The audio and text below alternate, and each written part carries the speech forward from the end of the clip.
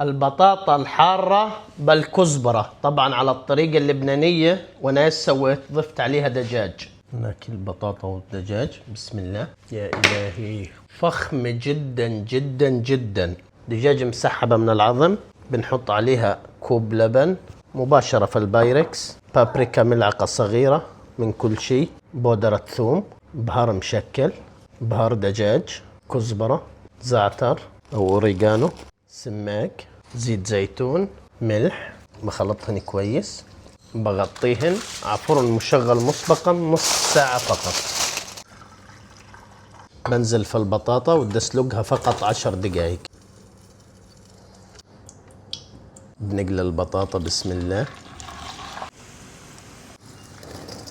طيب استوى معي الدجاج وبدي اقطع مكعبات بالشكل هذا نفس حجم البطاطا.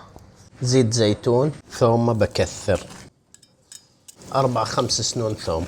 بسم الله. بننزل في الدجاج، بنزل في البطاطا. بسم الله. بس 10 دقائق يتجانسن مع بعض.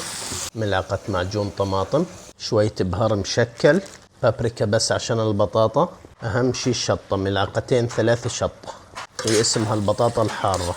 بنضبط الملح بس استوى معي. شوية ليمون،